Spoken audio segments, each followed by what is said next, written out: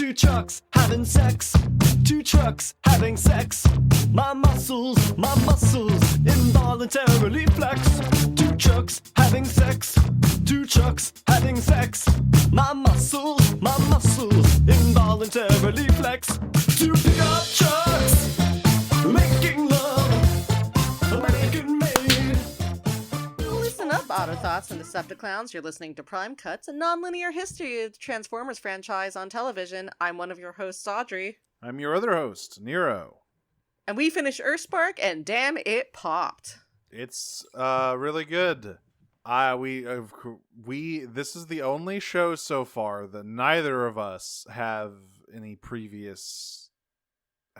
any previous experience with, because obviously it's so new. And I'm sure Beast Machines, the other one that we're going to watch, will also exceed our expectations. Yeah, well, I've never seen Red 2001 either, so, you know. Really? No, I have not. I haven't seen it the whole way through, but I for sure saw some of the episodes. I remember one of the first Transformers toys I had before I even knew what a Transformer was Grimlock from the Rid 2001 line, and that's a very interesting one because that is one of the only times Grimlock is not a dinosaur. He's part of the Construct-a-Bot team, I guess, the build team. They're but look, this ain't about her. This ain't about Rid 2001. This is about Earthspark. Yeah, so I guess, like, as per usual, we'll start with our general impressions. Holy shit, good show, huh? Really pleasantly surprised, because, alright, let me tell you I think we probably had very similar initial responses to the announcement and the sort of general style of Earthspark, right?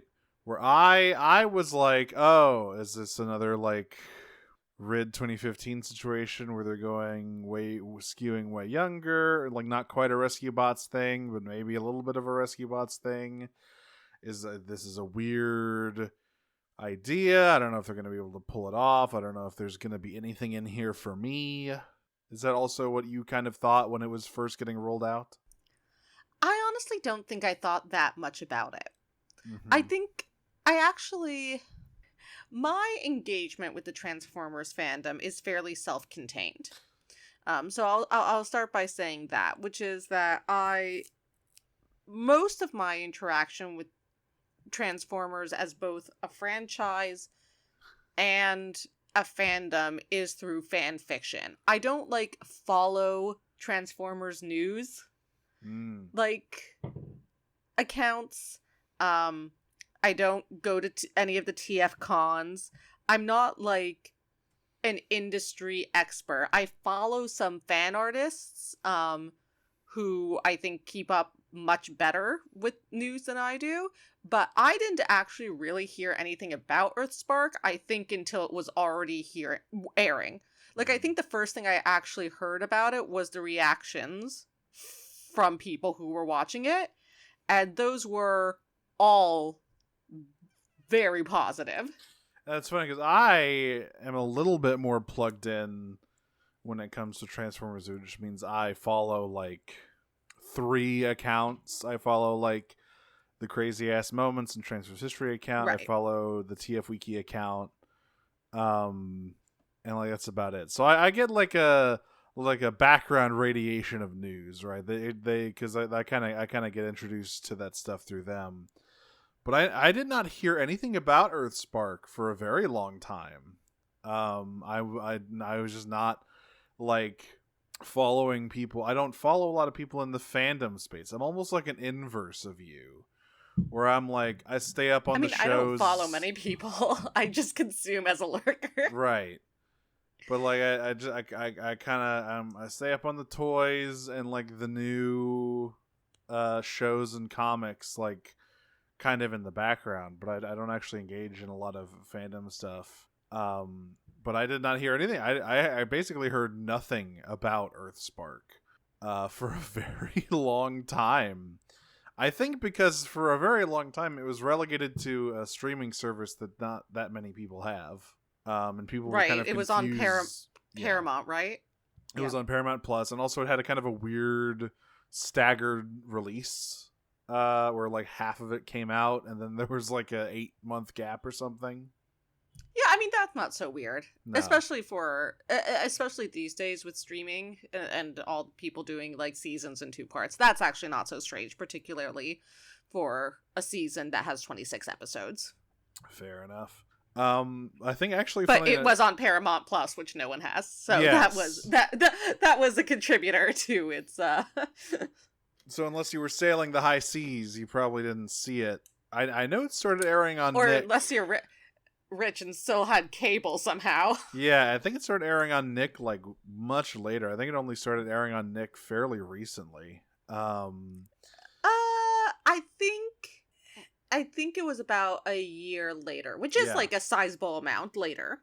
I think it only started airing after all of it had come out on Paramount. Yeah, that's the other thing. I think there were like 4 episodes left on Paramount before it started airing. Right.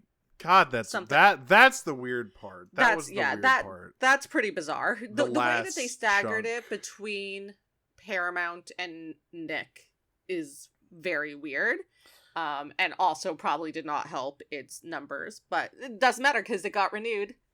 Tee. Yep. I only knew a few things about it going in. Like I said, my immediate I fell into the trap of initial reactions to Transformers Animated, right? Where when that was first revealed, everyone thought it was gonna be dumb shit for babies, but it turned out to be cool. And Earthspark, similarly, I was like, "Oh, is this what is this? I don't really get the vibes here." But now I understand. I apologize, Transformers Earthspark. I didn't understand. I wasn't familiar with your game. I didn't know you'd explode a woman. I mean, they kind of like imploded a woman, actually. Yeah, she kind of dissolved from the inside out. That's true. She got the 86 Prowl treatment a little bit. Explosion implies a very quick, true, violent death. That was not quick. But yeah, Earthspark.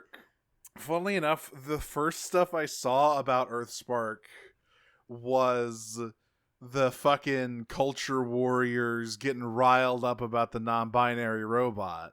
I was like, wait, they got a non-binary character on the show? Okay, hang on. Really? So the first thing I think I actually saw about Earthspark that wasn't just sort of like random reactions, the first thing that was like, that I actually had like, I mean, I didn't have context for it, but was the Optimus and Megatron versus Skywarp and Nova Storm fight. Yeah. I mean, that someone just clipped it, and I like saw that, and I was like, "Oh hi, I'm interested in this show." Like, hold up, but did he just do a fusion cannon powered choke slam? Okay. It was also, again, in the lack of context of anything else about Earthspark, because I wasn't like plugged into industry news at all. It was also like, so first of all, it was like one of the coolest fight scenes I'd ever seen. But it was also Megatron and Optimus fighting together, and I was like, "Oh, what's going on in this neck of the woods?" Yeah, that was the other thing I knew was like later after I'd learned about Transformers caught peddling Dem Woke agenda, one of the greatest posts in Tumblr history. You can't have giant robots anymore because of woke. The other thing I saw was like, yeah, they had Optimus and Megatron on the same team. I was like, now that's an interesting spin. That was when I really started to be like, okay, hang on. And specifically like post-war, right? Like we have like the trailer for Transformers 1 coming out, and there's all this stuff across the franchise about Megatron and Optimus being friends, like really close friends before the brothers, before the war, but for it to have been like post-war, and to see them like particularly seeing Megatron fighting Seekers who aren't Starscream, I was like, I'm intrigued by what's going on in here. Yes, you've got my attention. But yeah, like I didn't really have that many expectations going into it. I didn't even really know that much about the plot, other than like a couple. I knew about some of the characters that showed up and who played them, but I really didn't know what, like, thematically Earthspark was going to be about. Turns out it's about family. Yeah, it turns out it's about, like, family, and it's kind of a diaspora story, and it's really interesting.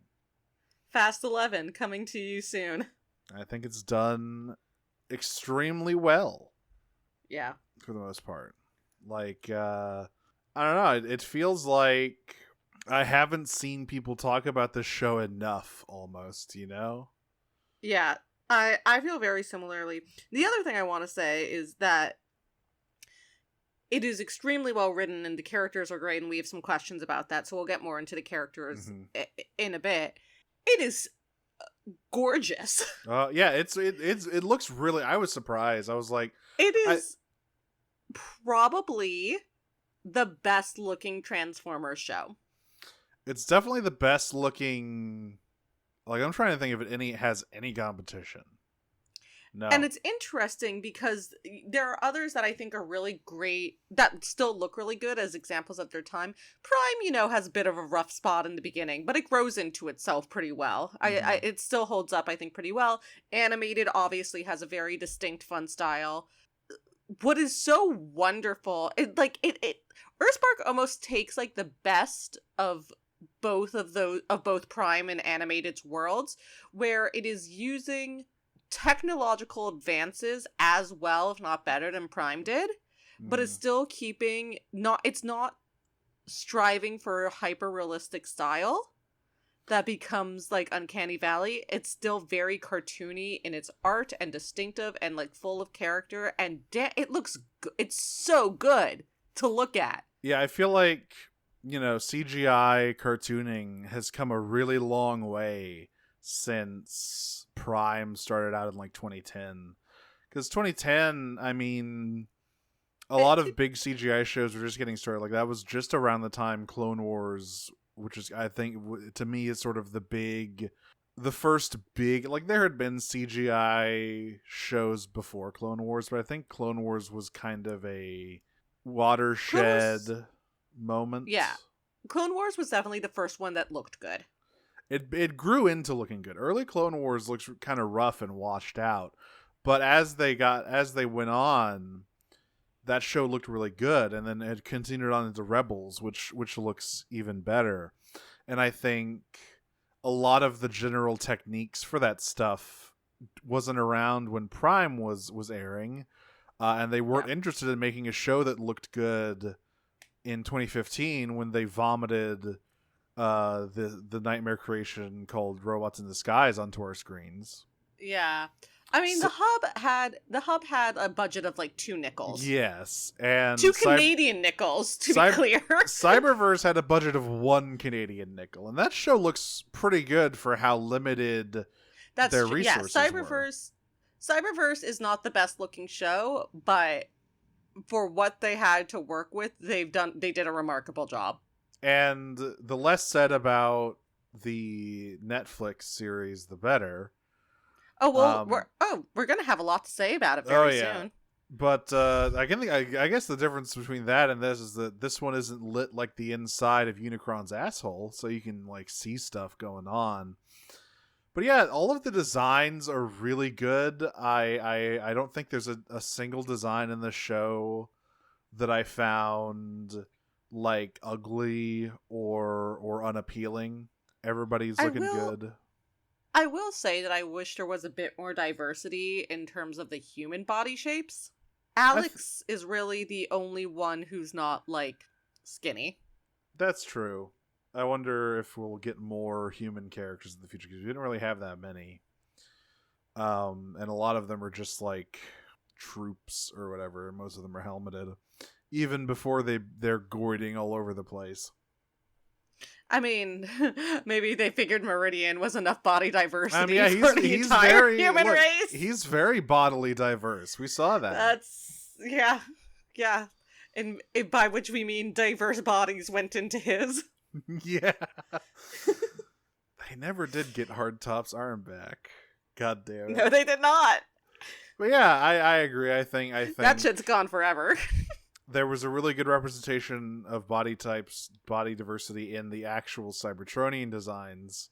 But yeah, the humans could use a little bit more, which, And it is huge to have a main character who is a soldier and an amputee. Yes. That is huge representation. Yeah. Is there anything else we want to talk about before we get into some character stuff and some questions here? I guess Just that body type notwithstanding, I am also very impressed with the diversity of the human character designs. And we'll talk about the diversity of the human character personalities, which are also no character. Like I said, basically, if you are named in this show, you have a distinct personality. And arc, more importantly. And everyone gets their time. Everyone gets taken seriously, even if they're introduced as more like a joke or as like a one-note villain. Everybody gets their time in the sun, which I think is really important. And even if they only show up for a couple of episodes or whatever, like everyone who is named here, no one who is named is a throwaway character. There are mob characters for sure. There are, red shirts, the Goids, and other agents before. Those guys aren't characters. They don't have names. I don't count them. Anyone who's right, exactly. That's what I mean. Yeah. They're not named. But basically, if you get to the point where you're named, I can't remember the name of the Kijabi agent. Oh yeah, it's like said like. But like once, even she has like a really distinct personality, and she's only named in one episode, and I think she has like 2 lines of dialogue. So every character who's basically, if you're named, you are not a throwaway character, and I think that is unbelievably remarkable. Yeah, for sure. I also would like to just shout out all of the voice talent for this show. I think basically top to bottom, everyone's doing a really good job, especially all of the voice actors for the Terrans. Yeah. I need to go and I need to shout out specifically Twitch's voice actress. Yeah. Who is she again? Like, she does such a good job. Catherine Kavari. Shout outs to Catherine Kavari. And I looked her up, and she does she plays Miss Marvel, Kamala Khan, and a lot of stuff. She's sort of the go-to Kamala Khan voice actor for kind of smaller things. All right. I also think the other standout for me is Z Infante. Is that Nightshade's voice actor? Yeah, that's Nightshade. Yeah. Who is non-binary, but more importantly, brings a certain pretension to Nightshade that is so important to their character. That stage presence is important. The like soft lilting of their voice like this is like, I'm like, all right, that like they did a very good job with them. So, and even a lot of the like higher level celebrity voice actors that they brought on for characters did not phone it in. I'm a big fan of Alan Tudyk, Optimus Prime. Listeners will know that I'm a bit picky about Prime voices, but he did a really good job. He did something new and distinct with it that I really enjoyed. And Danny Pudi is Bumblebee. Oh my god, that was a great get. Yeah, he's amazing. Like I said, Danny Pudi's Bumblebee is wonderful. This is the first Bumblebee that I really liked. Like, I'm fine with most Bumblebees, but he's not really ever my favorite. But this Bumblebee, I really, really enjoyed as the show went on. And obviously, fucking Rory McCann's Megatron, excellent shit. The Scottish on every third syllable. Yeah, it's really good. They like everyone put in a really good job. Oh yeah, and whoever plays RC as well, the slight twang for RC. Yeah, let me get where is RC here? God, RC, I really need more RC in season 2. Give me more RC. Yeah, Martha Marion is RC's voice actress. Great stuff. Great voice acting in the show. Like, you're gonna hear very few complaints from us about this. Like, it's one of the, I guess, we can talk about the rankings right before we get into the questions about this show. Guess. I will say personally, right, it's one of those things where, I'm trying to balance recency bias and also the fact that the show is really good, and the fact that there are shows that I hold very near and dear to my heart because of my history with them. And for that reason, it's like it's number 2 under animated. Animated is still something that I really adore because of its I think it's quite good, and I think it holds its place in my personal Transformers history. But holy shit, Earthspark was good. Yeah, I have like the same issue with Prime. I think Earthspark still might be my favorite now. And I'm trying to also like balance that recency bias, but I'm also trying to balance it against the nostalgia bias. Yeah, that's the other thing. Right, what you said, which is like the same way that animated was for you, the way you actually really got into Transformers as a franchise, as opposed to just like sort of watching it on repeat with Armada. That was it for me in Prime. And I still love Prime, and I'm really excited for us to get to season 2 especially, and also season 3. Yeah, animated and Prime are still both really good. Yeah. And it's no G1. Let's be real. Well, it's no G1. Nobody can match perfection. Let's be real. Right. I mean, like, the thing is, I still do believe that G1 season 2 is a perfect season of television. Like, that's the thing.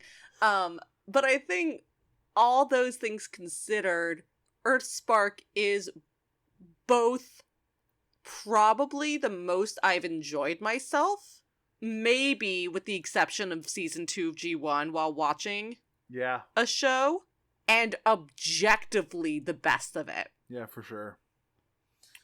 Like, the show was really a blast to watch, and I definitely would like to watch it again at some point in the future. I both enjoyed myself watching it. I pogged pretty hard at part of Prime, especially the ending of season 2. That was the ending of season 2 of Prime gets pretty wild. It really does. Holy yeah. There was a lot of very fascinating fan art that came out during that time. But I probably enjoyed myself as much watching Earthspark, and it is objectively, I would say, the better show. Yeah, I think if I was judging things just objectively, I would say Earthspark is better than animated in most ways, you know. But also when I think of it, it's like, well, the shows are made so differently now. Animated was still in that sort of episodic Teen Titans model where like you have your standalone episodes, and then you have a little plot line running through it. But Earthspark I would argue that Earthspark had a combination of that. Yeah. I think it kept its central through line much more strongly than animated does, though. I think that the first 2 seasons at least. Yes, animated season 3 I think is much more like linear, but Earthspark, even if it has your usual goofy side diversion episodes, both the central plot line and, more importantly, the character arcs stay much more in the center and intact than in seasons 1 and 2 of animated. Yeah. So I think my ranking now is Earthspark, Prime, G1 for my top 3 in that order. My top 3 is probably animated, Earthspark. Oh, this is hard. Between G1 and Prime? I was thinking G1 and Beast Wars. Really? All right. I really like later Beast Wars. Yeah, okay. Season 2 and 3 of Beast Wars I quite enjoyed. And I want to rank Cybertron up there, but I can't in good conscience because that is maximum nostalgia factor. That is like, I watched that shit when I was 12 years old, and also the toy line kicked ass and the cartoon was okay. But like I recognize, and the cartoon was okay. Look, after what came before it, I know. Okay was a blessing. Okay was a gift from above. But I think I am gonna put animated Earthspark Beast Wars. Yeah. Okay. Yeah, I mean, it is, for me, the toss up between like G1 and animated is very close. But I think I enjoy myself watching G1 more. Yeah, I mean, it is as per usual. G1 is not objectively as good as almost anything. But it is a bad show. It's so a bad fucking show, funny. folks. But in terms of enjoyment, in terms of like pleasure value, huge. And I think I do enjoy myself watching G1 more than I enjoy myself watching animated. So It's so insanely funny. yeah, especially season 2. Holy shit! You can like taste the cocaine. Yeah. There's so much of it too. There's like fucking 30 episodes or something. They just like, I mean, part of it was that they were snorting cocaine, and the other part of it was that they did not give a single shit. No, they didn't fucking That care. they were like slap it and go. Let's go. There's literally a guy who recycled all his scripts from old TMNT episodes that he also wrote. Fucking phenomenal. I'll have to remember who that guy is, but yeah, there's like 4 episodes of G1 season 2 that are basically identical to TMNT episodes from like a couple of years earlier or after. I can't remember which direction it goes in. If it ain't broke, don't fix it. And if it is broke, also don't fix Fuck it. It's 1984, baby. There are no rules. Pass the stimulants. I got 7 more episodes to write, motherfucker. Yeah, we have 7 episodes to write today. 1 for every day this week. That's how quickly we're churning this shit out. All right, we have some questions. That's right. All right. Let me. I like this first one my- because it very correctly makes an assumption. It does, yes. Nero from Disney Minus asks, besides Twitch, who's your favorite character? You are correct. I think we can confidently say that she is both mine and Nero's favorite character in Earthspark. She's so good. Like, everything about her is so fun and likable and engaging. I think that's like the other thing for me about that like really pops Earthspark in like my first place slot, not to like Yeah, the cast is so good. yeah, not to like harp on our rankings again when we've already established them, but like this is a 40-year-old franchise.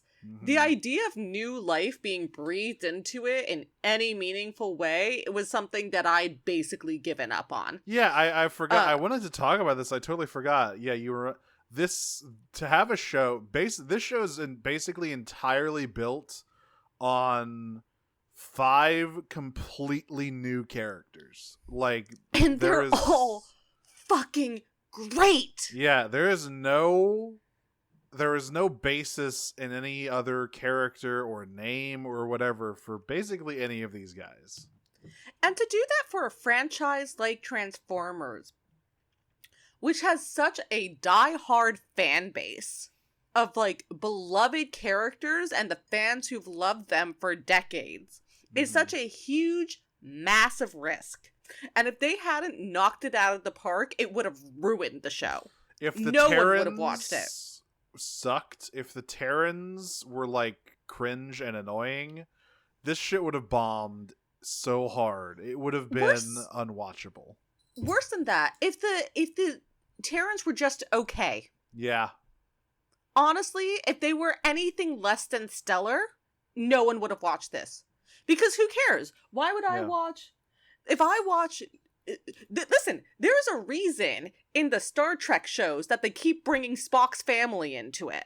Okay? It's because everyone fucking loves Spock. You can do things. Like, Star Trek is about doing new things, but like they keep going back to old characters because Star Trek fans are insane. Mm-hmm. You gotta have your Transformers... fucking Blorbos in there, no matter Yeah. what year it is, no matter how thin you have to stretch the boundaries of space and time. 100%. Transformers is the exact same way, and for them to have done to have created a show centered on 5 new characters in a beloved franchise full of fans who notoriously hate new things, and to pull it off so incredibly well, to make such a compelling cast of characters that's more interesting not only in than any other Transformer series I've watched, than most animated shows I've watched, than most TV shows I've watched in general, is like a huge testament to the writer's capabilities. And I think like the thing that really launched me to putting Earthspark in first place. Yeah. Absolutely. Never thought that I would watch a Transformers series where I cared more about any character than Starscream. And yet, here we are. And yet, if anything happened to Twitch, I'd kill everyone in this room and then myself. So, To actually answer Veer's question, I've been thinking about it. It's really hard because basically I really like every character in the show. I think probably my favorite character other than Twitch is Hashtag, I think. that's a good answer. I think she's my third favorite character after Twitch. So I have two others who I like more. Who are your others? So my two others are, particularly because of the last episodes, Nightshade, who is just like a huge MVP. They're a genius and they also beat ass. All right. Yeah. Like, go off. And they're a furry and they're non-binary. Come on now. It's too yummy. You're giving me too much. And the other is Dot. Oh, yeah. And that's also an insane thing to say, that one of my favorite characters in a Transformers show is a human. Yeah, long have the humans been a tacked on, annoying part of a Transformers show.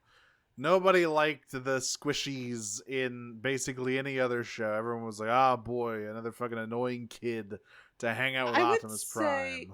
I would say that probably the only kids who had any real fan presence that I saw were the Prime kids. Yeah, like that's everyone hated Sorry. Everyone hated Sorry. They did. I didn't mind her when I watched it, and obviously her story goes somewhere very different than most human. Yes, they hated Sorry. They hated Sorry till they didn't. I'm a bit. I like the Prime kids okay. I like Raph a lot. Miko, I'm hit or miss on because let me tell you, sometimes she can be a little grating.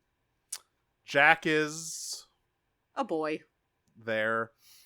But all of the humans in this show are very fun. The Malto, like, once again, it's important that the Malto family be like a interesting group of characters. Otherwise, what the fuck are we even doing here? Yeah. Hashtag, I think, for me, is my second because she came on the scene. Immediately, she's the most physically striking because she's like 12 feet tall for no fucking reason. I think she's more than that. She's like 20 feet tall for no fucking reason.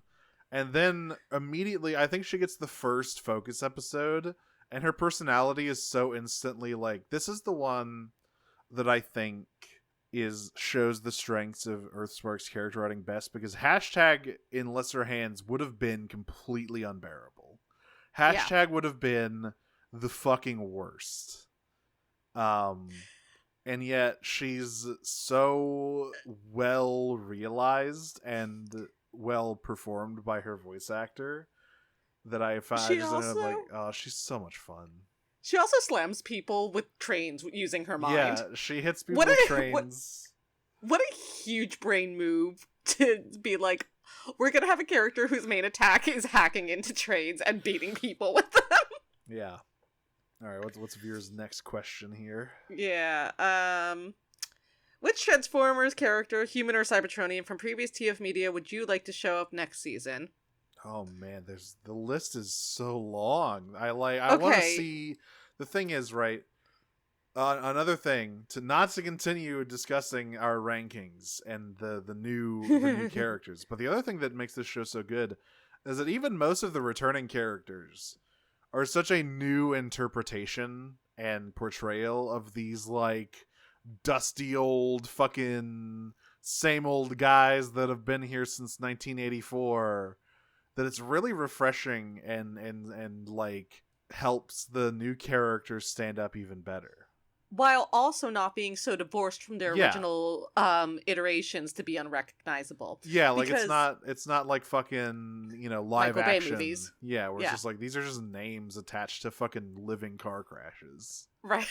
To fucking Greebletron over here is technically Ratchet, but like you wouldn't know that unless we said it to you. Right. Well, my old classic is always Ironhide, who I do think would pop off in this show. I think Jazz would be a super fun addition. Oh yeah, Jazz. I want Prowl. I want like I don't want that maximum... asshole anywhere near Okay, this but show. here's the thing. I want Prowl because I think what this show would be very fun with. We have Ghost being this sort of evil organization. I want an Autobot who's straight up not good. I want an Autobot who technically is on their side and like never does anything that technically would count as being like against Optimus's orders or whatever, but like is just cynical and conniving and stuff. Like I want IDW. Put IDW Prowl in this shit and see what happens. We also talked about this before, but I think one of the things that, correct me if I'm wrong, but we both discussed this, both of us want to see is a Terran Gestalt. Yes, I want the fucking Maltobot combiner. Yeah, so from that perspective, I would love to see either the Constructicons or maybe like the aerial bots. Yeah. Showing up, but like I mean the Combaticons are dead. The Combaticons are fucking screwed. Look, it's fine. It's fine. Bruticus just has a bum leg. It's okay. There was a whole episode of G1 about how you could just take Brawl's brain out, right. And it's fine. Right. Yeah. So he's fucking dead. And Swindles to the wind. God willing, we won't see the other three. But yeah, I think I would like some Constructicons. I'm trying to think whatever like combiner. The Stunticons would be hilarious. Can you imagine Motormaster and Spark? The Earthspark? Oh God! I mean, we got Breakdown in here, so we got one of them. That's right, we do Breakdown. More. Yeah, I mean, I think if I'm thinking like group of characters and not just group of guys that turn into a big funny guy, I think it's got to be the Constructicons. I think a lot of combiner teams kind of get lost in their how many guys are part of them and become uninteresting. The Stunticons are kind of the only other exception to that, and the Combaticons. I don't know fucking dick all about the Technobots or the Terrorcons. I don't know fucking shit all about those guys. I mean, we turn into dudes. We could do the aerial bots. That could be interesting. Oh fuck! I just thought about or fucking the Predictabots. No, I thought about Quintus Prime, Emberstone shit goes haywire and makes Monstructor. Yeah. I want a goopy combiner. Well, I do think that there's going to be stuff that go. If they do go the Gestalt route, it's going to be that they like come across the Enigma, and that's hidden in a different cave. It's like a town over. Yeah, exactly. Each of the primes chose the 13 chose a cave on Earth. It's specifically all in Witwicky, Pennsylvania. Yeah. This one is a town over named after a different past Transformers companion. This is in fucking Ship Chase, Pennsylvania. It's like how the Mormons, right? Like Garden of Eden was in Jackson County, Missouri. That's right. But yeah. So I think that would be my pick. Would be probably the Constructicons. And again, I think would be really interesting is the same way we've seen with the Decepticons here, particularly now that Ghost has sort of been destroyed. Yeah. Is seeing Decepticons finally post-war maybe coming back and actual alliances between former Decepticons and former Autobots happening. Again, because it's very clear that the Quintessence are going to be the main villains moving forward. If not immediately, then at some point in the future. So I think the idea of Cybertronians uniting to fight the Quintessence is going to be very interesting. Yeah, Cybertronians and humans probably. And yeah, all Earth inhabitants. Okay. Veer also asks, Earthspark, Optimus Prime, and Megatron are getting remarried. Who would they pick as their best man, Flower Girl, and any other wedding roles you want to throw in? Who would be the funniest options, regardless of whether or not it would be in character for OP/Megatron to pick them for the roles? I mean, Bumblebee is best man. Bumblebee definitely is best man. And Alita's maid of honor. Yes. Alita's maid of honor, and she's also holding Optimus's other hand while the ceremony's going on. That's right. They've already gotten remarried. Yes. Yeah. Have you seen Challengers yet? I have not. Anyway, Daw obviously officiates. Yeah, I think Twitch is the ring bearer. I don't know how many wedding roles there are left. I think, oh god, she would look so cute in a little, like, Cybertronian tux. Yes. With the tailcoats. It'd be so cute. I love you, Twitch. I'm, like, getting a little emotional imagining her in a little tuxedo, actually. She's literally so good. She's just a little creature. Yeah, I think that would be my pick. Yeah. Maid of Honor Alita holding onto his hand is really funny. Yeah. Starscream pretends only to be the one who objects to the marriage. Halfway through the ceremony, Alita also like shifts around so she can grab Megatron's other hand. That's right. And it's still just Opie and Megatron getting married, but she's holding both of their hands. That's right. She's in this relationship. Mm-hmm. Yeah. Okay. From Sidewinder Sabrina, which character from previous shows you've gone through would be the silliest to replace the character, their character / appear into Earthspark? I mean, swap out Earthspark Megatron with Prime Megatron. I was gonna say Armada Starscream with Earthspark Starscream. Not that much would change, honestly. Actually, yeah, Earthspark Starscream is pretty honorable, all things considered. Yeah, like, we haven't seen any underhanded tactics from him so far. He sucks more than Armada Starscream does. He is more Starscream-like. Yeah, he certainly does not have the moral backbone that Armada Starscream seems to have, but, like, all that being said, like, he has a conscience, which is a lot more than most Starscreams have. Armada Starscream would be very easily forcibly befriended by the Terrans. He would not be able to resist. It would be over instantaneously. They could fix him. They could fix it. Yeah, no, I mean, he would like immediately join up with them, and then just like hide whenever Megatron came in, because he was like, if I see him, I'm going to destroy your home accidentally. Sorry about that.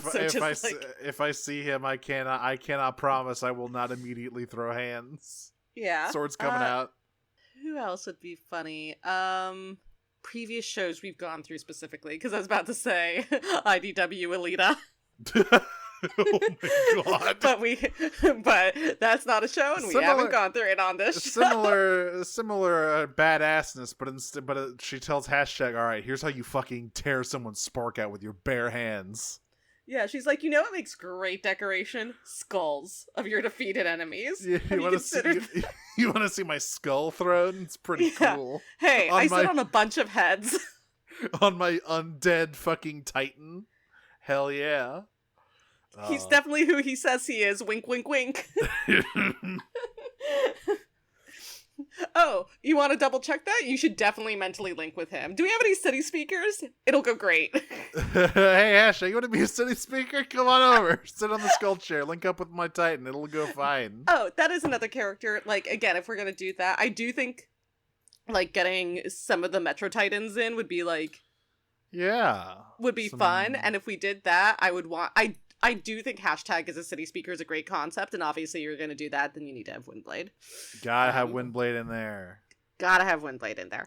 It would be interesting to explore another facet of, like, Cybertronian spirituality, because there's obviously a little bit of that in the show, but, like, that's just a whole other thing. I feel like Nightshade and Windblade would get up into some bonkers stuff. They would take, like... Sativa and fucking lose their minds together. They're gonna meet the machine elves. Sabrina also asks who would be the most dangerous and who would be the most confused about to save the world. Well, Alita. If we're allowed to do IDW, then Alita would definitely be the most dangerous. If not, then Prime Megatron. My idea of Prime Megatron. That's a dangerous fella. Have you seen how sharp he is, just generally? Yeah. It's nothing but edges. Who would be the most confused about to save the world? I'm trying to maybe Prime Bumblebee. He's just generally confused, I think. Just yeah. A little bit. He's a little bit of a dumb guy. Anyone who's super adamant about the war would be like, "What the fuck is happening?" Oh, you know what? Prime Wheeljack. Yeah. Oh my god. the one who least resembles Wheeljack whatsoever. Oh, he would hate this shit. He would. Yeah, be he would not be happy mad. about it. He would. Optimus and Megatron working together. Mm-mm. Yeah, he would be like, "Nah, fuck this shit. I hate everything going on here." Yeah. Okay. Sabrina also asks, so discussion has been had about the personal best and worst Transformers media, but are there any TF shows / media that you believe would be unsalvageable to go through for the podcast due to it being boring or something similar? So yeah, I mean we've talked about this in the Discord. Yeah. We will not be watching RID 2015. It's too boring. It's too rote. I think similarly, we're not gonna do the Rescue Bot shows because it's just there's nothing there for us. I think that one's for babies. We don't need to watch. Yeah, I think there is a difference between children's media and infant media. Young there's media. There's a difference between Nickelodeon and Nick Jr., shall we say? Right? Yes. Our asses are not going to be watching Blue's Clues, okay? Absolutely not. I am 32 American years old. I'm not going to watch Rescue Bots. Similarly, we've made decisions about how we are defining on television, and for us that is on a network company, which means that we are not doing of the War for Cybertron trilogy on Netflix. Well, I consider Netflix to be a network company at this point. Understand.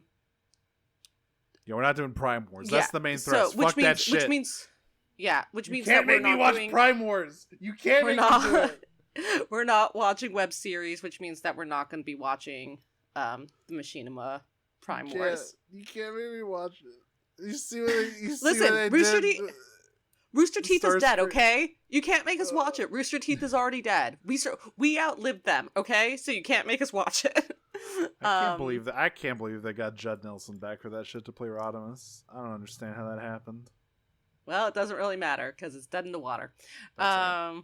And then Sabrina finally asked, "Who fucked up the hardest in this first season of Earthspark?"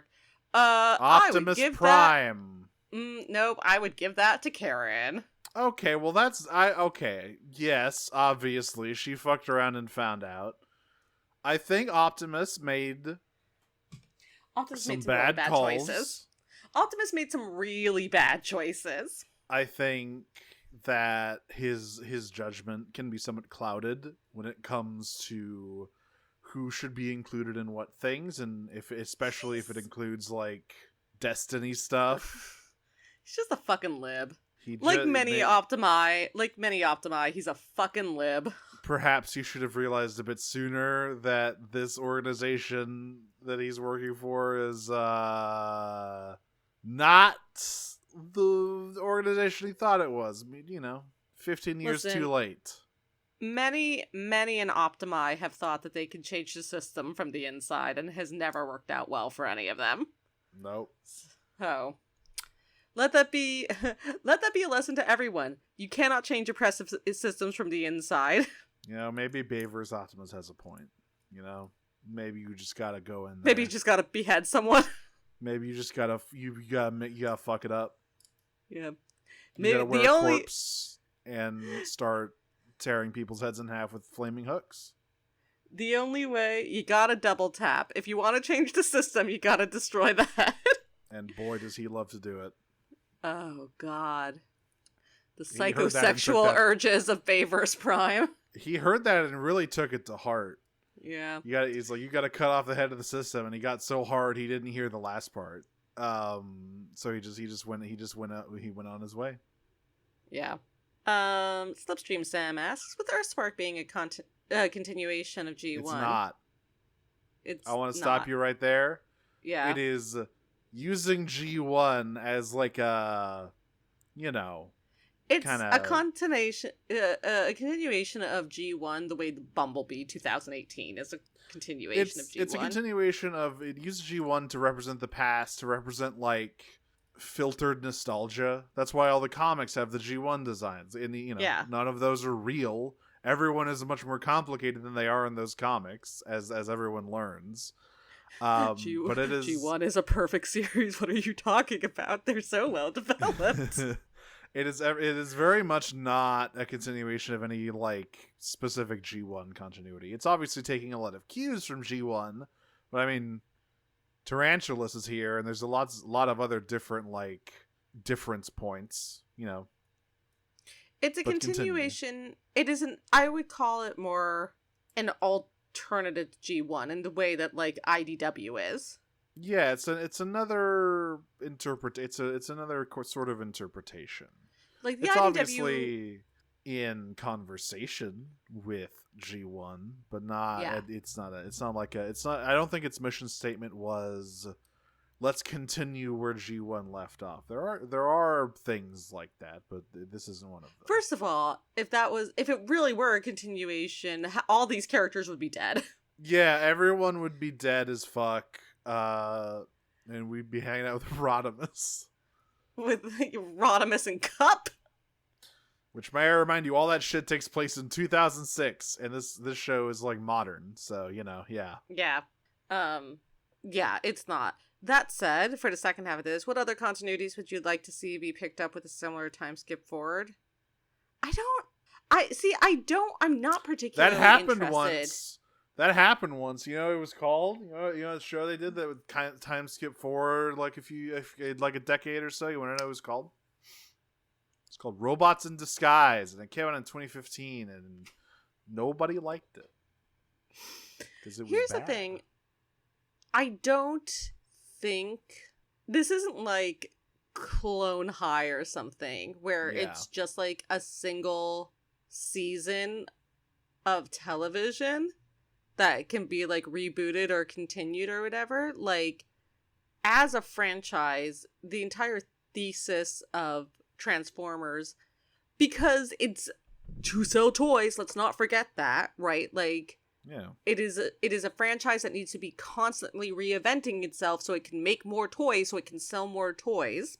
Is that it is a franchise that expresses itself through a range of media and through a range of stories within that. So rather than skip forward, I would just as soon just start a new series.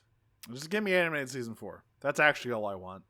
I don't really want any continuation. I just want to go back in time and make animated season 4 a reality.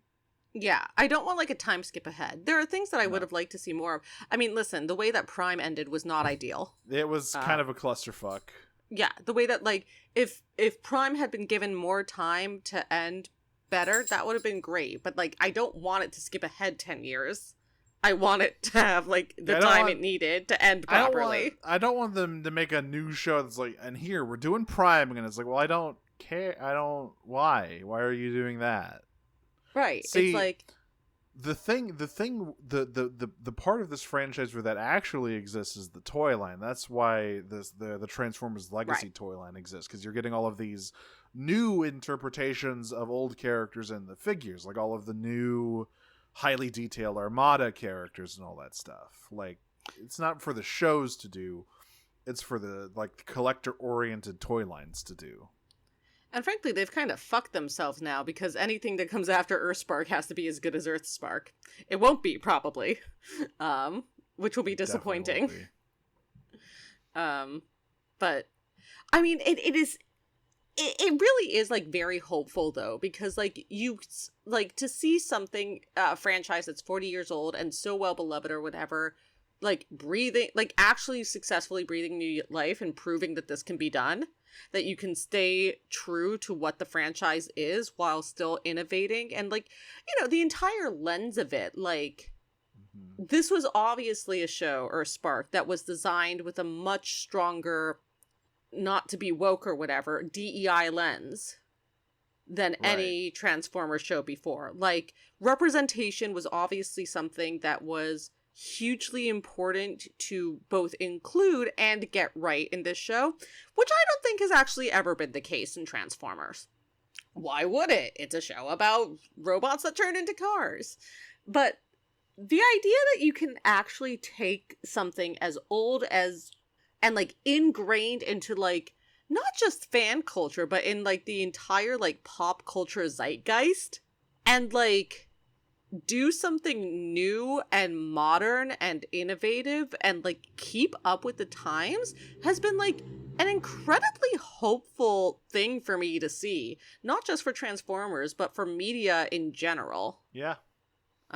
Particularly since we seem trapped in not coming up with new IPs anymore and just recycling. We're trapped in the cycle, so we might as well make the cycle fun. If we can't break out of IP Samsara, you know, and we never will. Exactly.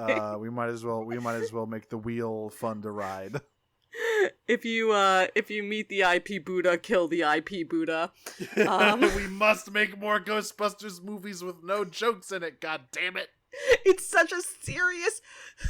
That was a serious ghost blowjob, Danik. That was artistic sex. It was really important when they talked about that guy's dick. I can't believe it. I can't. I'm good. Nero from Disney Viewer asks again, besides Megatron, which Decepticons would you like to be a member of the core Autobot team in any future series? I mean, Starscream, always. Yeah, Starscream. I've already said Thundercracker. Honestly, like, I want to go... throw a dart at the Seekers, and you'll find someone that I think would be a very good Autobot. I want to go I want to go, like, try to really think about, like, who would I want? Who would be a fun, like... actual real Decepticon guy joins the Autobots, like, not a double agent, not a traitor. You want to know who my real answer is? Who? Who's the only character I think who has, like, sort of a remote, like, moral backbone of the Decepticons, really? Well, okay, Soundwave, first of all. The betrayal arc from Soundwave would be so choice. Oh my god. Yeah, so Soundwave first of all, but actually Hook. That would be interesting. Like, yeah, one of the Combiner team members. Yeah. Hook, you don't really see much of Hook anywhere besides in G1. I mean, you get him in animated, but, like, you know. Hook is not a particularly moral character, but he does show that he cares about his patients. He has professional integrity, if nothing else. And I think him getting to a point in the war where he's like, you know what, actually, fuck this, I can't do this anymore, would be, like, super interesting. Yeah. God, Soundwave really would be juicy, though. It is Soundwave, though. Like, Soundwave, the betrayal arc on Soundwave would be so juicy. For Soundwave to betray the Decepticons and not Starscream, ooh! It's like, you have lost your way. This is not what I joined. I have to stop you. And even if it means joining the Autobots. Yeah, exactly. And actually, like, some of my favorite, Starscream girly the whole way, but some of my favorite interpretations of Starscream are ones where, like, and this is particularly in Prime, but where he and Soundwave together have been like, Megatron has lost the plot. Yeah. And I think, like, the idea of Megatron fucking up so badly that... And we kind of get that in Earthspark, too, just on the opposite side. Yeah, but with Soundwave, it is more ideological. With Starscream, it's more personal. Which I also think is... Not sure about that in Earthspark. There's definitely a little bit of personnel beef with Soundwave, but I think it's like... And I think there's also ideological stuff with Starscream. I think it's a combination for both of them. I think you're right that in Earthspark it is still more ideological for Soundwave and personal for Starscream, but I don't think, unlike in other series, like particularly in IDW or whatever, but I think it is much more mixed for both of them. Yeah. And I think I would love to see, like, the two of them defect together to be like, nope, this is it. We have to draw the line. Yeah, and then who's Megatron left with? Fucking Shockwave. Yeah. Good luck, bud. Yeah, Shockwave and Nightbird. Hey, she's not so hot. Hey. She's not so hot! Veer also asks, could a TF series that has it where Starscream has fallen as first into beating the active leader of the Autobot team on Earth work, or would it fall apart after the first 5 minutes? I think I know exactly how this would work. Yeah. It would have to be like a post-apocalyptic Megatron has won situation. And Starscream has, like, Optimus Prime is dead. Ultra Magnus is dead. The Autobots are scattered. Starscream has ended up as the leader of the Resistance. Is anybody particularly happy about this? No, other than Starscream. And then he's probably not that happy about it because, frankly, being a leader of the Resistance, you don't get any thrones. You don't get anything cool. Prowl is there talking your ear off about shit. He's having a terrible time. But I could see that happening of, like, an alliance of almost convenience. So I don't think it works because I don't think there is any Transformers series that works where Optimus is not the leader of the Autobots. Right.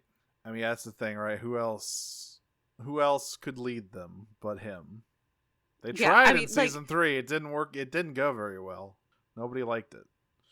Everyone was like, who's this Rodimus Prime? In season 3 of G1, season 3 everyone was G1, like, yeah. Who the fuck is this Rodimus Prime guy? I want my dad, Optimus Prime, back.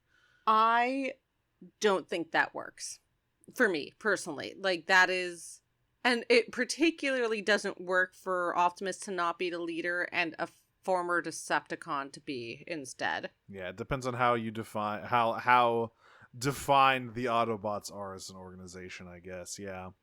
But yeah, that doesn't work for me. Like Starscream, like I don't think Armada Starscream could have led the Autobots. Yeah. Yeah, Armada is probably the only one I could imagine coming close. Yeah. And then our last question from Short Screen Chat: who's the most out of left field Transformers character who could show up in season 2 of Earthspark? Oh shit. I mean, just literally pull a fucking name out of a hat. They like to do that. Fucking Hardtop is out of left field. Hardtop has literally never been in a fucking anything before. You know what? I'm going to say this because I do think it'd be out of left field, but based on where the show's getting, less out of left field than it could have been, Wreck-Gar. Oh, fuck. Oh, he'd have so much more TV to watch.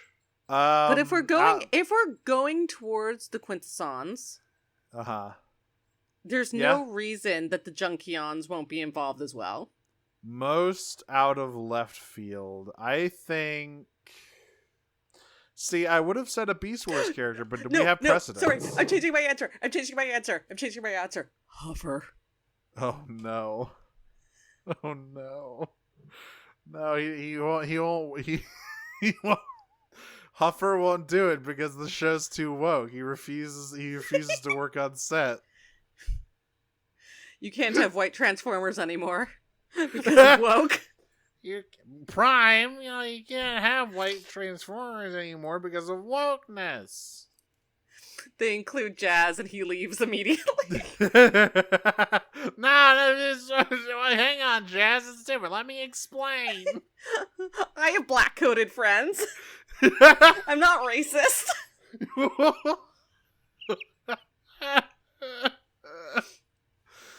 I talk to Blaster sometimes. No, I try not to. Sometimes I end up talking to him. The return of beloved podcast character, anti-woke Huffer. You can't say that, white baby. Tidal Wave. That's my answer. Bring the big boy back. Yeah, Tidal Wave would be a bit... I mean, like, I was also thinking, like, Beachcomber or something. Like... What the fuck are you doing here, dude? Beachcomber, Nightshade, and Windblade all hanging out in a fucking yurt in a tantric circle. Yeah, just seeing the fucking universe, man. Oh god, yeah. I mean, like, Beachcomber didn't do anything ever. Power Glide. Yeah, Sea Spray. Any of the like season 2 guys really, who didn't do anything. Yeah, the really like C-listers over here. Yeah, come in season 2.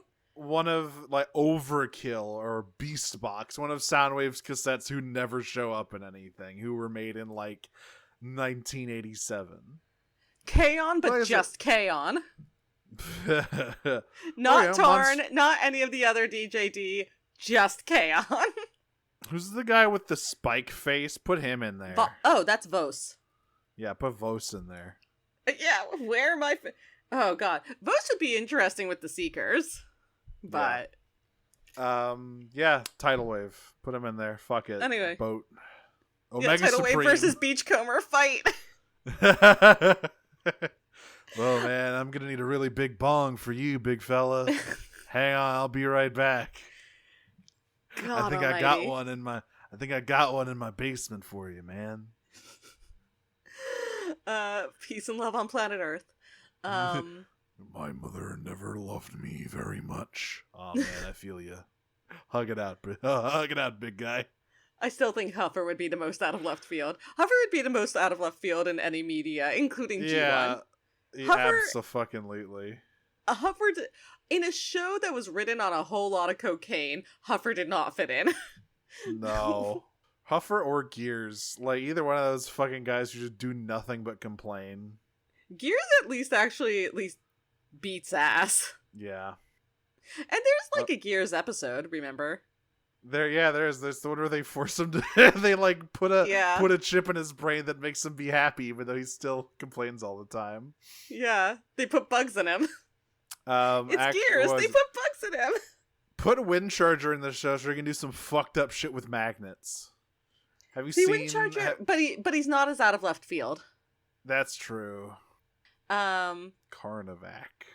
Like, we just name guys who have been in basically nothing. Just go to a random page on the TF wiki. Yeah, just like, let me just hit a random fucking G1 character here. Fucking Dreadwind. The combined, like, plane form of Darkwing and Dreadwind is a character. Double Dealer. Oh my god. Octane. Talking about Octane. Octane stole an episode from fucking Blitzwing. By the way, you can't call him Octane or he's fucking Tankor. That's stupid. It's Octane. It's Octane and he's full of ghosts. He is full of ghosts. Alright, well, that's all our questions. Earthspark whipped ass. I'm really sad that we finished it. Like, Give me more. Yeah, I can't wait for season 2, the show to come out. I can't wait to like watch it as it's coming out. Yeah. Yeah. Do you want to tell us what incredible show we'll be watching next, friend? You know, we've had it really good. We've had We've had it too good. We had a good stretch of some really fun shows recently. All like pretty much back to back, like just really fun stuff. Just some great television watching. I've decided that we need a reminder of the pain and the evils that exist in this franchise. And so I am subjecting all of you, but mostly me and Audrey, to either 51 or 52, depending on what language you watch it in, episodes of pure, unadulterated, ugly-ass, tedious nonsense. That's right, I am choosing Transformers Energon as our next series. Yippee! This was the 20th anniversary show for Transformers. Used to be widely regarded as the worst Transformers show of all time before Machinima took a big fat dump on the whole internet. Well, I mean, there's also like Rescue Bots in 2015. Okay, but Rescue Bots is like, if it's a baby show, I'm sure it's fine as a baby show. Energon, number one, I must stress, This is an ugly show. These models can barely walk, let alone emote. The plotting, especially in the dub, is dense, to say the if one was being kind, one might say dense. If one was being unkind, one might say nonsense. So that Nero they has forgore. Yeah, Nero has stated a very funny joke that they think I'm going to watch this dubbed. I'm swapping it up. I'm going to be watching Superlink, and Audra's going to be watching the American dub of Transformers Energon. Remains to be seen. For however long it goes. I will watch the first 2 episodes in the dub. Beyond that, I make no promises. Now look, the first 2 episodes of the dub are probably the best 2 episodes of the dub. It's all downhill from there. So it's not actually that good of a value judgment. It's okay. So, but for my knows, time, it's a great value judgment. Look, it's either gonna be you watch one of the most insanely slipshod dub productions of all time, or you're bored to fucking tears like me watching Transformers Superlink, which isn't that much better. It's sensible. It's functional, but boy howdy, I am not thrilled. But yeah, everyone, we're familiar with Armada. I think Armada, we talked about it. It's got its flaws. It's got a lot of flaws. It was good enough to get both of us into Transformers. But it's fun, and I think if you're talking about Micron Legend, I think it's pretty good. And even Armada, the English dub, got it together towards the end. Energon goes in reverse, where it starts out fine, and okay, you have to understand, if you don't know anything about Transformers Energon, they misspelled titles of episodes on broadcast television twice for different episodes. They made spelling errors in the title. They forgot to dub one. Okay, so you know that face that Kermit the Frog makes when they just sort of crumple their hand inside of him? That's the expression on my face right now. This is what you're feeling right now. We're in the shit. This is perhaps rock bottom, the lowest of the low. Yeah, we'll see how bad the Netflix series is. It might be bad in a different way. But you know what? It'll be shorter. It will be mercifully shorter. That show, in its totality, all 3 seasons is 18 episodes. 18 episodes. Like I said, this fucking thing is 52 episodes long of tedium and terrible dubbing and the worst animation you've ever seen in your fucking life and cars driving in space and the same expression to represent every single emotion. Can't wait. So good. Get ready. Good. I'm hurting everyone. I'm hurting us all. I'm gripping the sword of Damocles above my head, and I'm just doing I'm doing Link's spin attack. See, I bring shows like Cyberverse that Nero's never seen, and they're not like the best shows, but they're fine. And this is what they bring me. I'm going to this is what in return, this is how they treat me. I drop like a fucking fetid rabbit corpse at your feet and kick it towards huh? You like this? It's like coming to a white elephant exchange and farting into a box. One of the main characters in the dub is voiced by the guy who voices Ed from Ed, Edd n Eddy. Cool, great. That'll be an enjoyable voice to listen to for he's 30 fucking episodes. Yeah, he's like the main companion to the main human character, who, by the way, sucks ass. Fantastic. All right. So next, we're going to take our break. We're going to give everyone time to prepare themselves to meditate on the mountaintop, to say goodbye to everybody, because we're going into hell. We're diving straight into it. And this Friday / Saturday of this episode coming up, we will be watching Rise of the Beasts, right? Yep. So stay tuned for info on that, which probably will be out by the time this episode is, but if it's not, stay tuned for info on that. Oh, the show's bad. Yeah, I'm not looking forward to this. I don't like when my podcast feels like work. And that's what we have, like, several months ahead of us. This is going to feel like penance. We're putting on a hair shirt, and the hair shirt has the Transformers Energon logo Yeah, on it. I'm, like, Jewish. The idea of penance doesn't really register with me. It's not, like, a thing we do. Just imagine getting punched in the face. I don't know. It's bad. But really slowly. It still hurts the same amount, but it takes Exactly. a long time. It's protracted too, so it hurts the same amount over whatever 3 months or whatever. Oh boy. Oh, well, I'll be gone for at least 2 weeks of that, thank God. That's right. Well, we've been Prime Cuts.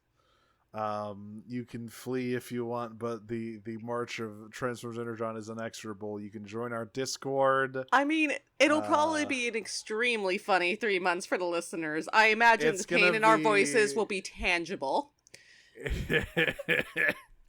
It's gonna be something else. I think this is gonna go down as a legendary season of Prime Cuts. Who knows how we're gonna come out of the other end even more appreciative of Earthspark, you know? It's like, wow. We just didn't know how good we had it. Until someone put a hot shit on my dinner plate and asked me to eat it. Yeah, like after a delicious 5-course meal, perfectly prepared, beautifully plated, you are handed a bowl of literal dog shit. I'm Nero. You can find me on Twitter at DragonSmoocher, on co-host at DragonSnuggler, on Tumblr at Cyclonus with a 5 at the end. Talk Cycles, ready for your Heidelin. You know the deal. I'm Audrey. You can find me on Tumblr, Twitter, co-host at Blue Sky, Optimal on Prime. That's my funny robot internet joke. You can also listen to the other podcast I do, which is called Pot of Greed. That's the one that I'm not on right now. That's one is about Yu-Gi-Oh! I've also been cast in a radio drama. It's called The Disappearances of Lydia Fontaine. Our website for that is now live. It is lydiadisappears.com, I believe. Let me make sure that is correct. I should have this. Yes, it is lydiadisappears.com. You can go there. The Kickstarter to fund the pilot is now available to listen to on that website, and information about the Kickstarter to fund the rest of the season will be coming out in a couple weeks in late May. So please do stay tuned for that. Wahoo! Exciting. Yes, it is very exciting. It is like a joint venture with a lot of very cool people. It's directed and produced by Sarah McClintock of Pot of Greed fame. It's written by Tom and Nina from Mobile Suit Breakdown. We are collaborating with Moonshot, hosts. There are people from all across a bunch of very cool podcast networks. It's going to be a very cool show. I'm really excited that it's finally at a place where we can talk about it. On the episode where we announced that we're plunging ourselves into hell for 2 months. You know what? There's got to be something to give me hope. On the other end of the tunnel. At the end of the title is The Disappearances of Lydia Fontaine. That is... You can see it now on lydiadisappears.com. Listen to the first episode. And please do stay tuned for more information about our Kickstarter. It's exciting stuff. Well, until next time, yeah. I am going to wave my arms and legs to slide unconvincingly across the animation cell, transform, and roll out. I'm going to disappear into the woods so I never have to record this podcast again. You can't escape. Peach. Peach. Transformers, more than meets the